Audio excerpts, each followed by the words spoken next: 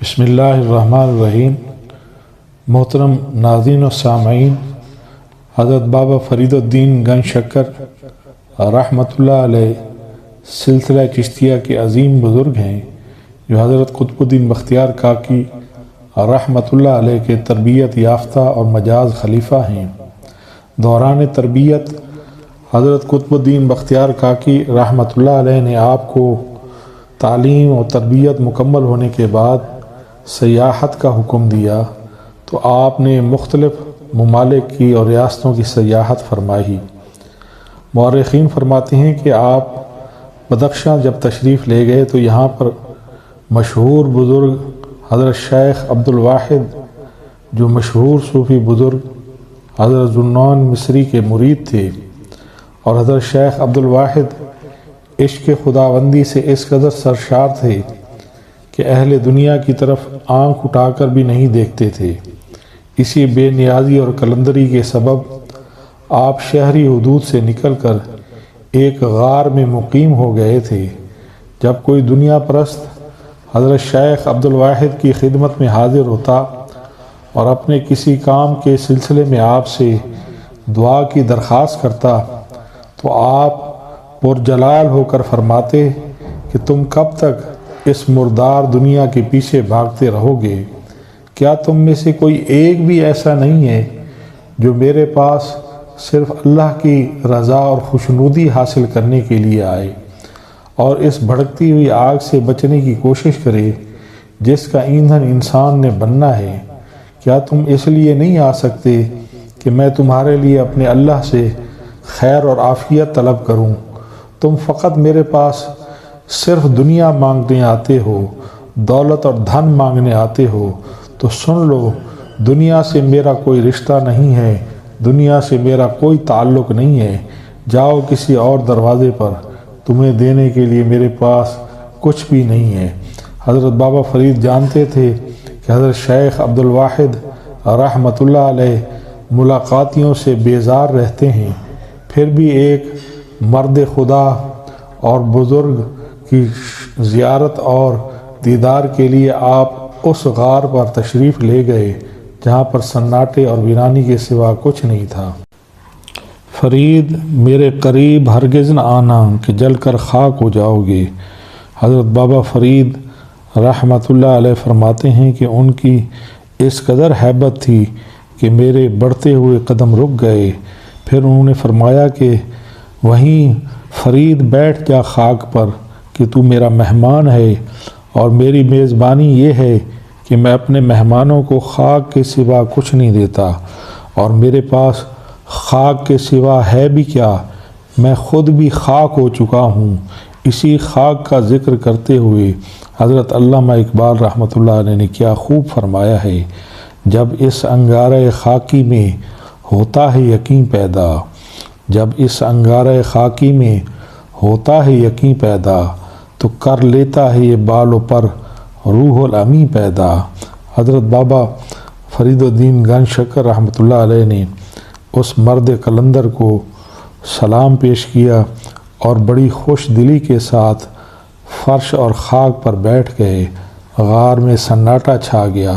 کچھ دیر کے بعد حضرت بابا فرید نے عرض کیا کہ حضرت شیخ، مجھے عشق خداوندی کے متعلق بتائیے۔ تو حضرت شیخ عبدالواحد نے فرمایا کہ فرید، مجھے دیکھ، میں عشق خداوندی کی ادنا ترین مثال ہوں۔ میرے جسم پر نظر کر، یہ آتش فراق میں بوند بوند پگھل رہا ہے۔ بس کچھ دنوں کی بات ہے، یہ پگھلتے پگھلتے خاک ہو جائے گا۔ میرے پیروں کی جانب دیکھ، ایک ٹانگ سے محروم ہو چکا ہوں۔ مجھے دنیا کو طلاق دیے ہوئے ایک پونی صدی گزر چکی ہے۔ میں 70 سال سے اس گوشہ تنہائی میں پڑا ہوا ہوں۔ میں نے تمام ظاہری اسباب اور دنیا کی نفی کر دی ہے۔ بہت سال پہلے اس غار میں ایک عورت داخل ہوئی تھی دنیا کی شکل میں۔ اس کا حسن و فریب دیکھ کر میرے دل میں بھی خواہش پیدا ہوئی کہ میں بھی غار سے باہر چلا جاؤں، مگر جیسے ہی میں نے قدم اٹھایا تو آواز غیبی نے میرے پیروں میں ایک زنجیر ہمیشہ کے لیے ڈال دی، اور کہنے والا کہہ رہا تھا کہ اے شیخ کہاں جا رہے ہو؟ محبت کا دعویٰ تو تم نے ہم سے کیا تھا اور ہمیں چھوڑ کر جا رہے ہو۔ جب میں نے عشق خداوندی کی وہ آواز سنی تو میں واپس لوٹ آیا اور فوراً اپنی ایک ٹانگ کو کاٹ کر پھینک دیا۔ اب 30 سال ہو گئے ہیں اس واقعے کو یاد کر کے شرم و ندامت کی آگ میں جھلس رہا ہوں کہ قیامت کے دن اپنے دوست کو یہ چہرہ کس طرح دکھاؤں گا۔ حضرت شیخ عبدالواحد کی داستان حیات سن کر حضرت بابا فرید اس قدر روئے کہ آپ کی ہچکیاں بند گئیں۔ پھر خود کلامی کے انداز میں فرمانے لگے کہ اے فرید، تجھے کیا پتہ اللہ کی سرزمین پر اس کے کیسے کیسے جان نثار موجود ہیں۔ مختلف تذکرہ نویس لکھتے ہیں کہ حضرت بابا فرید حضرت شیخ عبدالواحد کے ساتھ اس غار میں 1 ہفتے تک مقیم رہے، اور اسی دوران آپ کے لیے یہ بات نہایت ہی حیرت کا باعث تھی کہ بظاہر کوئی شخص بھی اس غار میں نہیں آتا تھا، لیکن رات کا جب وقت ہوتا تو حضرت شیخ عبدالواحد کے لیے کھانے کے لیے دودھ اور کھجوریں موجود ہوتی، اور یہ سارا انتظام رزق غیبی کا تھا جو اللہ پاک اس ویران غار اور گوشے کے اندر حضرت شیخ کو رزق کی صورت میں عطا فرما رہا تھا۔ کچھ دن کے بعد جب حضرت بابا فرید بدخشاں سے رخصت ہونا چاہتے تھے اور حضرت شیخ سے اجازت طلب کی، جواباً حضرت شیخ نے سکوت اختیار کیا تو حضرت بابا فرید بھی یہ سوچ کر خاموش ہو گئے کہ ابھی حضرت شیخ کی مرضی نہیں ہے۔ پھر جب آدھی رات گزر گئی تو حضرت شیخ عبدالواحد نے مراقبے سے سر اٹھایا اور حضرت بابا فرید کو مخاطب کر کے فرمایا کہ فرید، تو بھی چلا جائے گا؟ ہاں، سب کچھ جانے کے لیے ہے، کسی کو دوام نہیں، کسی کو قرار نہیں، اور کسی کو بھی ہمیشگی نہیں، بس سب منزل 2 منزل کے ساتھی ہیں، بس جدائی اور تنہائی ہی ہماری ہمدرد اور غم گسار ہے۔ تو حضرت بابا فرید نے جواباً عرض کیا کہ حضرت شیخ، اگر آپ حکم دیں تو میں کچھ دن اور ٹھہر جاؤں۔ تو حضرت شیخ عبدالواحد نے فرمایا کہ چند دن اور ٹھہرنے سے کیا ہوگا، پھر بھی جدائی کی منزل تو سر پر کھڑی ہے، الفراق الفراق کی آوازیں گونج رہی ہیں، اور بابا فرید تجھے بھی جانا ہوگا، تیرے سفر عشق کا تو ابھی آغاز ہوا ہے، ابھی اس کا انجام کہاں۔ مجھ اسیر غم کی طرف نہ دیکھ، میں تو ازل سے اس غار اور ویران جگہ کا قیدی ہوں، یہی غار میرا مکان ہے، یہی میری خلوت ہے، یہی میری جلوت ہے، یہی میری انجمن ہے۔ تو ہرگز گوشہ نشینی اختیار نہ کرنا، اور بندگان خدا کا ہجوم تیرا منتظر ہے۔ مخلوق خدا پیاسی ہے، جاؤ اور جا کر ان کی پیاس بجھاؤ۔ اور یہ اشارہ تھا اس بات کی طرف۔